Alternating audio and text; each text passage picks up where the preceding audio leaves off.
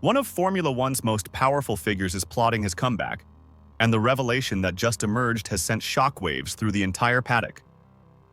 Christian Horner, the man who transformed Red Bull Racing into a championship-winning powerhouse, is actively negotiating his return to the sport. But here's what nobody saw coming. Max Verstappen has just revealed that he and Horner never actually stopped talking, maintaining secret contact throughout one of the most dramatic title fights in F1 history. According to exclusive reports from The Telegraph, Horner is in active talks with Alpine about returning to Formula One in 2026. This isn't just another team principal position. Horner is eyeing something far more substantial, an ownership stake in the struggling French team. The deal on the table involves a potential 24% stake in Alpine, currently held by Otro Capital, an American investment consortium that's reportedly ready to sell. The names behind Otro Capital read like a Hollywood guest list: Ryan Reynolds, Rob McElhenney, Michael B. Jordan, Rory McIlroy, and Anthony Joshua. These A-listers joined the investment deal back in 2023, pumping $200 million into the Alpine project. That's approximately $354 million Australian dollars into what they hoped would become a winning Formula One operation. But now, less than 3 years later, that investment group appears ready to exit, and Horner is positioning himself to step in. The timing couldn't be more perfect or more complicated. Horner's gardening leave from Red Bull expires in April 2026, shortly after the F1 season kicks off with the Australian Grand Prix in Melbourne. His departure from Red Bull came with a hefty price tag. Reports suggest he received a staggering £60 million payout. That's the kind of money that gives you options, and Horner seems determined to use it wisely. But why Alpine? Why would a man who dominated Formula One with Red Bull, who oversaw Max Verstappen's 4 world championships, choose to rebuild a team that just finished dead last? The answer is brutally simple. Alpine is desperate, and desperation creates opportunity. The French team finished 10th in the Constructors' Championship in 2025, making them the worst-performing team on the grid. Currently, Flavio Briatore sits in the team principal chair at Alpine, but the 75-year-old's tenure is widely viewed as temporary. Horner, by contrast, represents everything Alpine desperately needs: credibility, experience, and a proven track record of success. Now let's talk about the revelation that's sending shockwaves through the F1 paddock. Max Verstappen, in a candid interview with Viaplay, pulled back the curtain on his relationship with his former boss, and what he revealed is extraordinary. Throughout the entire second half of the 2025 season, as Verstappen mounted one of the greatest comeback attempts in F1 history, he and Horner were in constant contact every week during every race, on Friday, Saturday, and Sunday. Verstappen confirmed when asked if they were still in touch 5 months after Horner's dismissal. Think about that for a moment. While Laurent Mekies was running the Red Bull operation, while Verstappen was clawing back a seemingly impossible championship deficit, Horner was there in the background offering support, sending messages of encouragement, and maintaining the bond they'd forged over years of shared success. "He sends me messages, for example, but we also keep in touch during holidays," Verstappen explained. "It's more about him saying, 'I wish you the best of luck and I believe in you. I'm your biggest fan,' blah blah," but also about what we've all been through. The context makes it even more remarkable. When Horner was dismissed by Red Bull in July after the British Grand Prix, Verstappen found himself 69 points behind championship leader Oscar Piastri. That deficit grew to a seemingly insurmountable 104 points after Piastri's win and Verstappen's second-place finish at Zandvoort. Most observers wrote off Verstappen's championship hopes at that point. The math simply didn't work. But what followed was one of the most dominant stretches of racing in modern F1 history. Under new boss Laurent Mekies, Verstappen roared back with 6 wins in the final 9 races, adding a second-place, 2 third-place finishes, and a sprint win in the United States. And through it all, Horner was there, texting, calling, believing. In the end, Verstappen fell just 2 points short of what would have been the most remarkable F1 title comeback in history, losing to Lando Norris as Piastri wobbled to finish 3rd. The emotional bond between Verstappen and Horner runs deep, forged in the fires of the 2020-21 championship battle.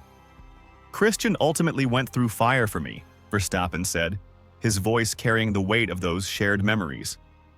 Especially those moments in 2021, which you'll never forget. Anyone who lived through that season knows exactly what he means. The controversies, the battles with Mercedes, the final lap in Abu Dhabi that decided everything. Verstappen was careful to explain the circumstances of Horner's dismissal without throwing anyone under the bus. Things weren't going well within the team in terms of results, and there was a bit of unrest. And when things aren't going well for a while, it's the shareholders who want to see change, he told Viaplay. Ultimately, it's just difficult because you've built up a bond with Christian and achieved so much together. Despite the turnaround in Red Bull's form after Horner's departure, Verstappen refused to use that success to diminish his former boss's legacy. I want to be careful about how I express that.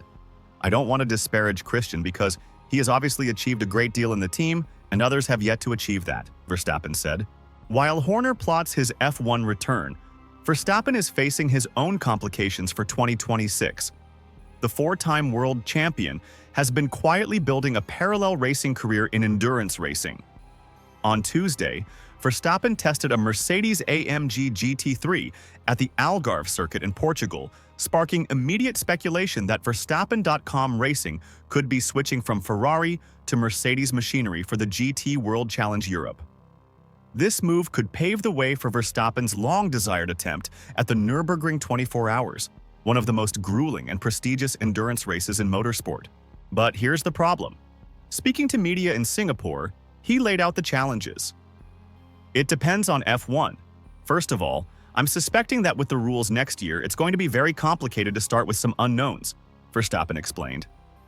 2026 brings wholesale regulation changes to Formula One, with entirely new cars, and, crucially for Red Bull, their first in-house power units. It probably will be a little bit more hectic than the end of a regulation where things are a bit more straightforward, he continued. Plus, there's also the program of the GT3 team, which car we are going to race next year, and stuff like that. So, a lot of things that still have to come together before I can really plan it well in advance. The calendar conflicts are brutal. While the Nürburgring 24 Hours itself takes place May 14th to 17, 2026, and doesn't clash with an F1 weekend, 3 NLS preparatory races and the critical 24-hour qualifiers all clash directly with the F1 calendar. In total, 6 NLS rounds conflict with the 2026 F1 calendar. NLS boss Mike Yerger acknowledged the difficulty, noting that having 50% of the championship races for the entire season before the 24-hour race is not ideal but unavoidable given current circumstances. If Horner does join Alpine, he'll find himself in an awkward position starting in 2026 when Toto Wolff's Mercedes begins supplying engines to the French team.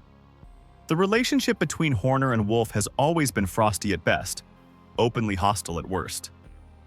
Then there's the Helmut Marko factor. Red Bull's senior advisor has accused Horner of using underhanded tactics during his time at the team, with Marko's decision to demote Pierre Gasly without consulting Horner standing as perhaps the most public example of their power struggle. So why would Alpine take a chance on someone with this much baggage? Because they're desperate. The 2025 season was an unmitigated disaster for Alpine. Jack Doohan, Australia's great hope, was given just 6 races to prove himself as a rookie before being unceremoniously replaced by Argentina's Franco Colapinto, who partnered team stalwart Pierre Gasly for the remainder of the season. Gasly's assessment of the season was brutal. After scoring just 22 points, the lowest haul of his career, he told reporters, "This is the best night of the year. It's over." Then came the real knife twist. "I told them to keep the car out of my sight next year. I'm sure we can put it in a corner at Enstone." It wasn't the easiest car to drive. For 2026, Alpine has secured a deal to use Mercedes engines from 2026 until 2030, ending their troubled in-house engine program. Combined with F1's new era of regulations, it represents a genuine opportunity for a fresh start. The other potential destinations for Horner have largely evaporated. Aston Martin was heavily linked before team owner Lawrence Stroll made it clear the former Red Bull boss would not be joining. That door slammed shut when Adrian Newey, F1's legendary car designer who spent 20 years at Red Bull, was promoted to Aston Martin team principal. What do you think? Should Christian Horner join Alpine, or should he wait for a better opportunity? Drop your thoughts in the comments below and don't forget to subscribe for all the latest F1 news and analysis.